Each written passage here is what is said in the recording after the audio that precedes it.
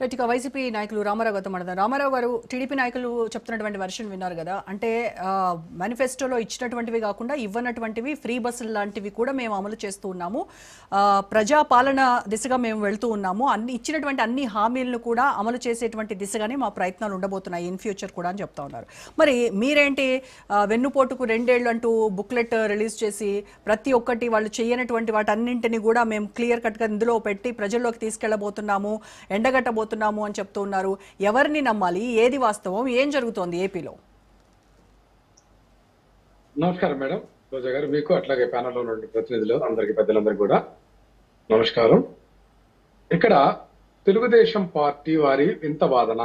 Telugu Desam party 147 హామీలు ఇచ్చి అందులో మరలా సూపర్ 6 అని స్పెషలైజేషన్ గా ప్రజల చెవులో పూలు పెట్టడానికి ఇచ్చినటువంటి మోసపూరిత హామీలనే సూపర్ 6, మా నాయకుడు పదజాలంలో సూపర్ 6, సూపర్ 7 అంటుంటారు. నేనేమంటున్నానంటే ఈ రోజు వీళ్ళ యొక్క పరిస్థితి ఏంటంటే, పోయిన దఫా ఏదైతే చేసినటువంటి మహానాడులోనే లోకేష్ గారు అబద్ధాల మాటలు చెప్పినటువంటి అంశం మనం గుర్తు చేస్తున్నాను. ఎందుకంటే 147 హామీలు అమలు చేసేసాం, అట్లాగే సూపర్ 6 అన్ని కూడా అమలు చేసేసాం, సూపర్ 6 సూపర్ హిట్ అని చెప్పేసి సంబరాలు చేశారు మేడం. ఈ రోజు నేను ఒకటి అడుగుతున్నా, వీళ్ళు చెప్పినటువంటి ఆర్టీసీ ఫ్రీ బస్ అనేటువంటి అంశం కూడా అది ఖచ్చితంగా వాళ్ళ మేనిఫెస్టోలో ఉంది, ఆ సూపర్ 6 లో హామీ. అట్లాగే మేము పెట్టినటువంటి అమ్మఒడి పథకాన్ని కంటిన్యూ చేస్తామని చెప్పి, తల్లికి వందనం అని చెప్పి అరకొరగా చేస్తున్నటువంటి వ్యవహారం నడుస్తా ఉంది. అట్లాగే మేము చేసినటువంటి రైతు భరోసాని అన్నదాత సుఖీభావ పేరుతోటి దాన్ని నీరు గార్చినటువంటి పరిస్థితి ఉంది. అయితే ఇక్కడ క్రిస్టల్ క్లియర్ గా నిరుద్యోగ భృతి ప్రతి నెల 3,000 చొప్పున ప్రతి నిరుద్యోగికి ఆంధ్రప్రదేశ్ కు సంబంధించినటువంటి వ్యక్తులకు ఇస్తామని చెప్పినటువంటి సూపర్ 6 లోని ఒక హామీ ఈ రోజు కూడా అమలు కాలేదు. 2 సంవత్సరాలైనా కూడా వాళ్ళకి ఒక్క పైసా కూడా ఇవ్వనటువంటి పరిస్థితి ఉంది. అట్లాగే ఏదైతే 18 సంవత్సరాల నిండి ఉన్నటువంటి మహిళలకు 50 సంవత్సరాల వరకు కూడా ఉన్నటువంటి వాళ్ళకు ఖచ్చితంగా నెలకు 1,500 చొప్పున ఇస్తా ఉన్నటువంటి ఆ యొక్క హామీని కూడా మర్చారు మేడం. అట్లాగే 3 సిలిండర్ల పథకం అంటే తెలుసు, ఒకసారి 60 ఇచ్చి దాన్ని కూడా అటకెక్కించినటువంటి వైనం ఉంది. ఇది కాకుండా బీసీలకు సంబంధించినటువంటి వాళ్లకు 50 సంవత్సరాలు నిండగానే వాళ్ళందరూ కూడా అటువంటి పెన్షన్ కు అర్హత చూపించి ఖచ్చితంగా పెన్షన్ ఇస్తామని చెప్పినటువంటి హామీ కానీ, బీసీలకు ఏదైతే రక్షణ చట్టం నాటికి తెస్తామన్నటువంటి హామీలు కానీ ఏ ఒక్కటి అమలు చేయకపోగా వీళ్ళు చెప్పింది సంపద సృష్టిస్తామన్నారు.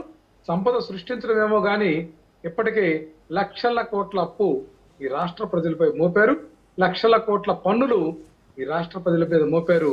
అట్లాగే బాబు షూరిటీ, జాబ్ గ్యారంటీ నినాదంతో దుమ్మెత్తిపోసినటువంటి వ్యక్తులు. అట్లాగే పెట్రోల్ డీజిల్ ఛార్జీలు, మేము పెట్రోల్ డీజిల్ సంబంధించినటువంటి ఆ యొక్క ధరలు తగ్గిస్తామని చెప్పినటువంటి వాళ్ళు ఈ రోజు ఆంధ్రప్రదేశ్ లో ఉన్నంత పెట్రోలియం ప్రొడక్ట్స్ ధరలు ఏ రాష్ట్రంలో కూడా లేవు. భారతదేశం చూస్తే అంత దుర్మార్గంగా ఎక్సెస్ పన్నులు వేసి వసూలు చేస్తున్నటువంటి దమన నీతి వీళ్ళది. అట్లాగే లోకేష్ కామెంట్స్ చూస్తే ఆయన లోకేష్ కాదట, లవ్ క్యాష్ అంట. ఏదైతే centralized corruption care of address గా ఈ రాష్ట్రంలో ఉండి ఎమ్మెల్యేల చేత, ఇన్ఛార్జీల చేత, తమ పార్టీ అనుయాయుల చేత అవినీతి అక్రమాలు చేస్తున్నటువంటి వ్యక్తికి ఈరోజు మా నాయకుడు జగన్మోహన్ రెడ్డి గారి గురించి మాట్లాడే నైతిక అర్హత గాని, ఆ యొక్క క్వాలిటీ గాని లేనటువంటి అంశం.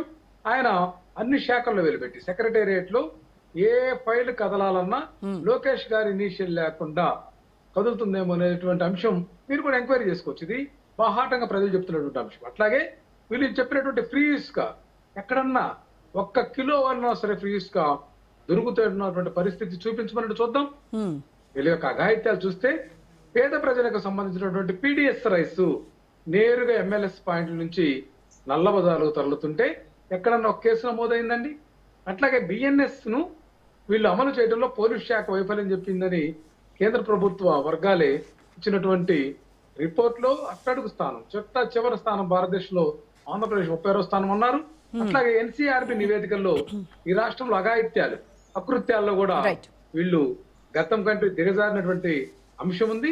పైపెచ్చు వైఎస్ఆర్సీపీ నాయకులు, కార్యకర్తల మీద హత్యాకాండ, దమనకాండ, జర్నలిస్టులతో సహా, ప్రజా సంఘాల నాయకులతో సహా, ఐపీఎస్ ఐఏఎస్ ఆఫీసర్లతో సహా అందరి మీద వీళ్ళకి గనక ఇష్టం లేకపోతే వీళ్ళ కక్షపూరితమైనటువంటి విధానాల కోసం అక్రమ కేసులు బనాయించి జైల్లో పెట్టినటువంటి సంస్కృతి ఎక్కడ దాకా వెళ్ళిందంటే ఇది సాక్షాత్ హైకోర్టు వారే ఈ రాష్ట్రంలో జరుగుతున్నటువంటి అరెస్టుల మీద స్పందించి ఖచ్చితంగా రిమాండ్ రిపోర్టుల అంశంలో Arnesh Kumar versus state of Bihar కేసును ఉదాహరిస్తూ ఏదైతే న్యాయాధికారులు ఈ యొక్క పోలీసుల యొక్క అక్రమ రిమాండ్ రిపోర్టులను అరెస్టులను ఖచ్చితంగా సరిగ్గా చూసి మన న్యాయ నిబంధనల ప్రకారం చర్యలు తీసుకోమంటే ఎంతో మందిని పూడి శ్రీహరి గారని మా యొక్క మీడియా విభాగం ఇన్ఛార్జి ఏదైతే మాజీ జర్నలిస్ట్ ఉన్నాడో ఆయన కూడా 3 దఫాలండి ఎక్కడెక్కడ కేసులు పెట్టి అరెస్ట్ చేయాలంటే కోర్టు ముట్టికాయలేసినటువంటి పరిస్థితి ఉంది. ఆయన సుప్రీంకోర్టుకు పోతే వీళ్ళు సంబరాలు చేసుకుని ఇంకేమో సుప్రీంకోర్టులో ఆయన పిటిషన్ కొట్టేశారు. అది న్యాయస్థానాలకు సంబంధించినటువంటి నిబంధనల్లో తప్పులున్నా కూడా పిటిషన్ కొట్టిస్తారనేటువంటి కనీస ఇంగిత జ్ఞానం లేనటువంటి వ్యక్తులు. లోకేష్ న్యాయస్థానాల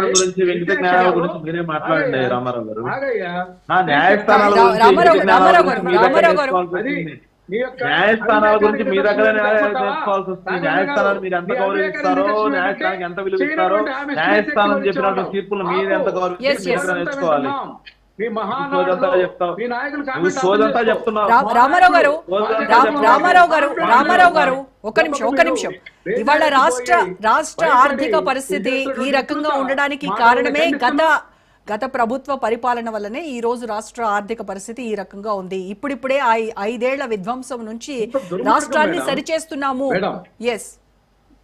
మేమేమంటున్నామంటే 2014-19 మధ్యనే వీళ్ళ ఆర్థిక విధ్వంసం ఏ విధంగా స్టార్ట్ అయిందంటే తాత్కాలిక సచివాలయం, తాత్కాలిక హైకోర్టు, తాత్కాలిక రాజధాని పేరుతోటి వేలాది కోట్లు దుర్వినియోగం చేశారు. అప్పటి బడ్జెట్ గాని 2019-24 బడ్జెట్ కానీ ఇప్పుడు బడ్జెట్ కానీ ఒకటే కదా మేడం.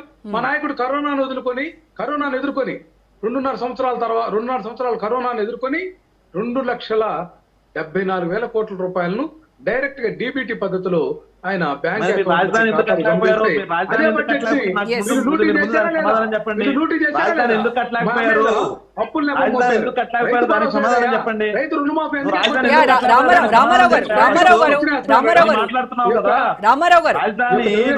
వినండి రామారావు గారు ఒక నిమిషం. సమాధానం చెప్పండి.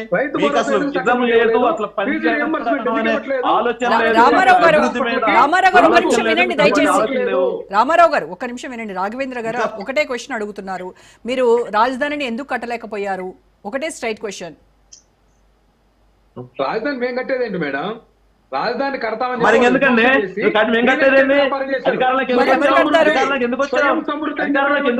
దుర్మార్గులు, దొంగలు వీళ్ళు. రాజధాని పేరుతో డబ్బులు చేస్తున్నారు. అది self creation, finance creation city అని చెప్పినటువంటి వీళ్ళు ఈ రోజు తోక ముడిచారు. 33,000 ఎకరాలని చెప్పి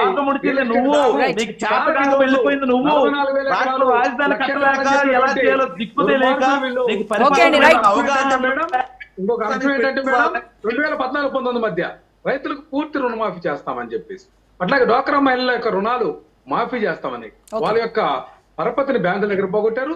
రైతుల యొక్క అంశంలో 1,50,000 రైతులకి ఇన్పుట్ సబ్సిడీ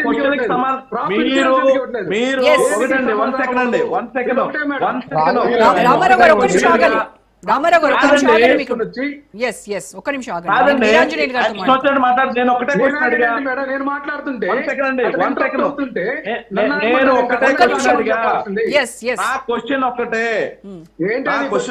మీరు 2014 నుంచి 2019 వరకు ఏదో రాష్ట్రంలో ఆర్థికంగా సంక్షోభం జరిగింది, అవినీతి జరిగింది, అది జరిగింది, ఇది జరిగిందని మాట్లాడారు. మీరు 2019లో అధికారంలోకి వచ్చారు. 2019లో అధికారంలోకి వచ్చిన తర్వాత 2014-19 మధ్యలో మీరు ఏం చెప్పారు?